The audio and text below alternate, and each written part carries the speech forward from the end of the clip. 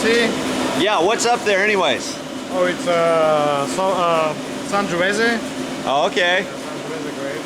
And you're pumping it out to get it ready for the next step. Yeah, we're mixing it now and inserting some enzyme to break the skin faster. Okay. Guess I'm gonna go up that ladder and poke my head up there. Here, so the enzyme is here in the bucket. I'm just gonna get some enzyme and put it over, you know.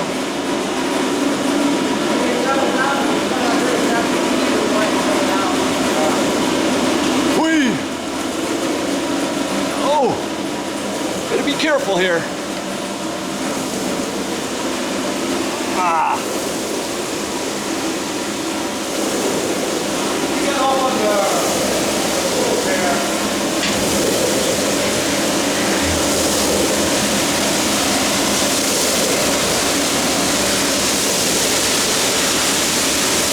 Can't see much in there, but it's wine brewing in there. Ha ha ha.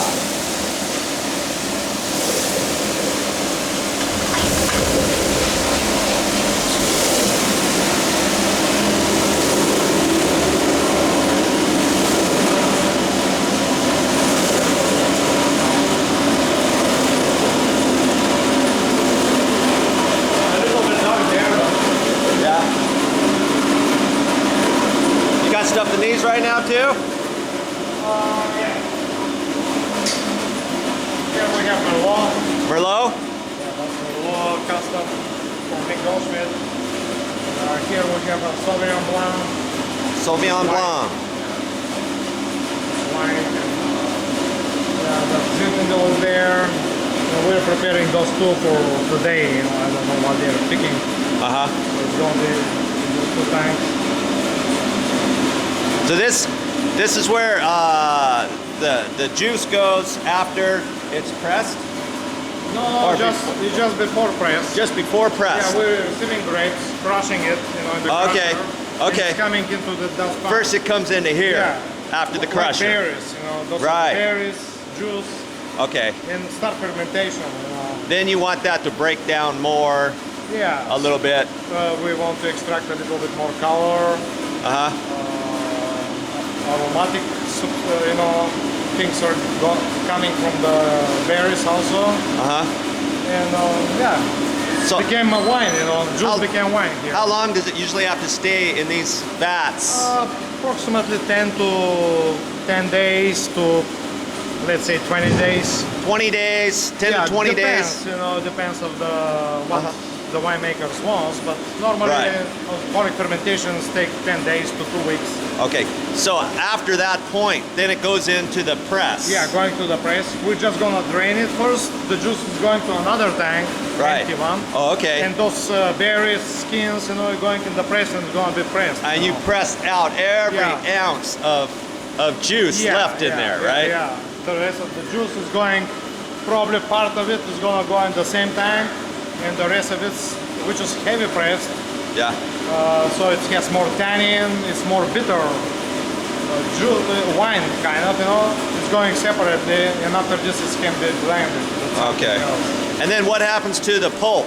The pulp at that point just gets dumped. After this is just getting, you know, we just throw it away, you know. Well, I guess it goes out somewhere, and I think Victor said they use it in the field. They use it for mulch or something in the fields, like for fertilizer. Composting, you know. Yeah.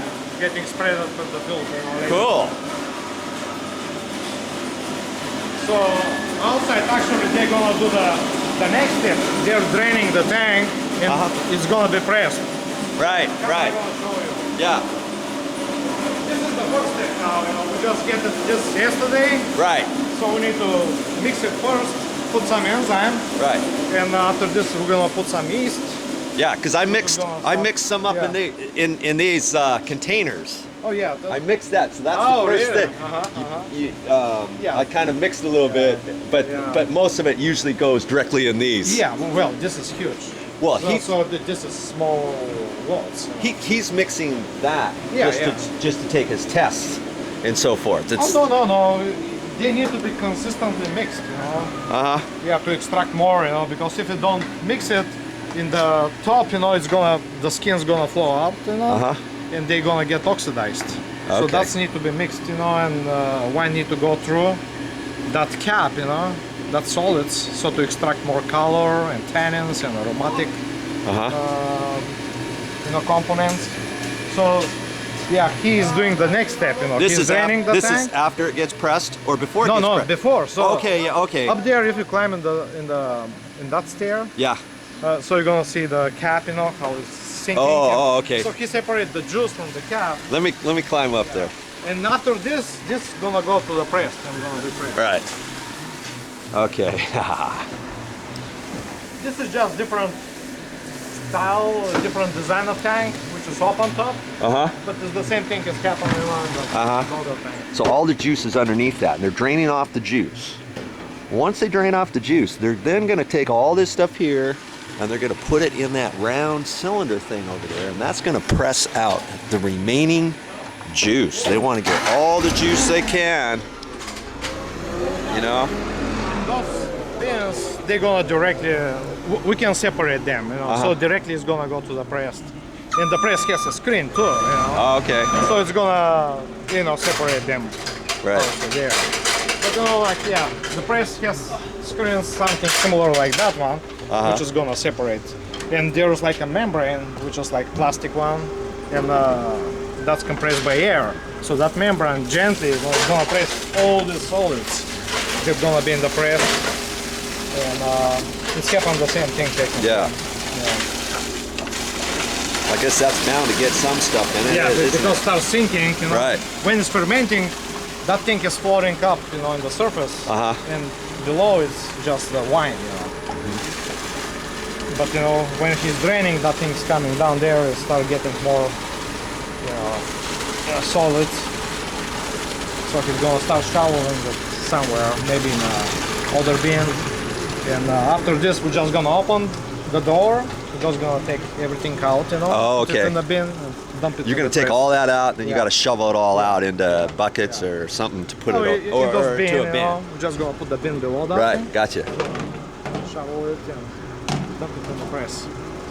So each one of these may have different types of grapes Yeah. in there, Yeah. or depending. It just depends. Yeah. But different loads, you know, different, which coming from different fields, you know, Right. different locations. Different customers, whatever. Yeah. Exactly. All right, cool. Those are the same, you know. Those are when covered we up. have, Those are all ready. Yeah, when we have very low, small load, we put them there, and actually those make very good wine. You know, I think because of, you know, they don't need to be cooled down. You know, because during fermentation the temperature increase, so that's why we have those jackets here. You know, to cool down or just to keep the fermentation in control. You know, sometimes the winemakers they can, you know, look for the lower temperature fermentation, which can get more flavor. It's lower, but it's protect the flavors, you know, in the wine. So then once you get just straight juice after this next step here, pressing it, It's gonna be in the tank. It's gonna wait there for, you know, for a while. So it's gonna, you know, because that juice is not, you know, it's not wine, you know, that you can see through. Right. It's hazy, you know, so it needs to be settled down. So we're gonna be probably from the tank, we're gonna rack it to another tank, or maybe directly in the barrels. And then it stays in the barrels for, you know, whatever months, you know. Yeah. How long? Like these barrels in here, you could leave them in here for months and even years, couldn't you? Well, just depending what you're trying to do, right? Yeah, but the new barrels extract much, you know, faster the flavors from the barrels. And the older, you know, as old it gets, it's less flavor it gets. You know, usually like to 2 years, you can extract flavors, even to 3 years, and after this it just became neutral. Excuse me, sorry with the government. No. It just became a neutral. You know? You remember me? I was here yesterday pestering you. Come on. So what you doing? I was just walking around. Victor said I could come in here and. I know, but what are you doing with that thing? Oh, I'm gonna put it on YouTube probably. Wow. You're gonna be a star. I'm a star already. You know, I heard you're the main guru here. The star is born. Has been born for many years. This is a different shirt. Yeah, that's a Pinot Noir grapes here. What is this one? Pinot Noir. Uh-huh. Like I said, same as yesterday, different day. Yeah. All right. Thank you. Thank you very much. Are you doing this with what's his name? Dennis? No. Independently. Excuse, another friend of Victor's. Oh, okay. Yeah, he's probably got a few friends who come around, huh? From time to time.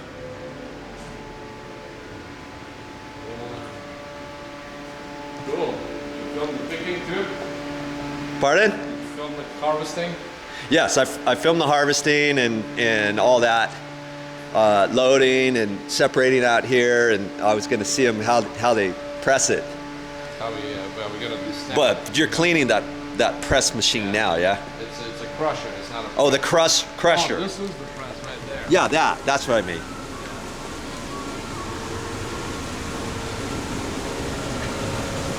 So that's already fermented juice. I mean fermented grapes. Finished the wine. So that's going to press out every last little ounce. That's right. So that's gonna go through the press. Inside the press there's tiny little screens Uh-huh. about this wide. So they're smaller than the seeds. Right. So that will keep everything inside and the juice is gonna start coming out of this pen pretty soon. Okay. I know. First one, I'm nervous. And then, hey, once you get the straight juice, do you It's have? wine actually at this point, yeah. Okay, so then it's wine. Do you do anything more to it? Do you test it Oh, yeah. and add more things to it if you think it? It's gonna go through another fermentation called malolactic, which is secondary fermentation. Uh-huh. Slowly within the next, it can take anywhere from 20 days to a month to several months Oh, okay. in barrel. Oh, you put this directly into. No, not direct. It's gonna go in a tank first, settle for a couple of days, Uh-huh. the heavy solids, Uh-huh. and then we're gonna go into a barrel from that point. Right. And then the barrel is gonna go through that secondary fermentation. So once it goes into the barrel, There it is. Once it goes in barrel, yes, we play with it for at least 10 to 12 months. Some of them more like 16, 18, 24 months. well, when you say you play with it, you test it. The pen getting full? No, it's just starting to come out now. There's water in the line. Okay. The tank is open. You Okay. have to purge it now? There's a lot of water in the line? No. But if that's the case, just open the tank and close the... Yeah. No, it's just started dripping out in the pan. Playing, I mean, we're topping them, we're adding things to it like sulfur, trying to protect it from. There's also racking when we take it out of barrels once or twice, some wines 3 times during the life of the wine in the barrels. Uh-huh. Take it out of a barrel, clean the barrels, and then put it back in. Oh, I see. So there's a lot of things. So this is the most intense part because it's very time. Consuming. Well, it's not time consuming, but it's the timing is everything. Uh-huh. It just takes specific things that need to be done at precise time So in the life of the fermentation. Because fermentation is, it's one of the most important things during harvest. So in one aspect, each barrel of wine could slightly taste different Sure. than another Absolutely. of the same Right, type of wine. right. Merlot. And there's also that's caused by the barrel itself. Uh-huh. Some of them are newer, some of them are older. Some of the wood comes from France, some comes from Missouri or Appalachian, or so whatever. So that's different too. I see. Yeah. Wow. Oh yeah.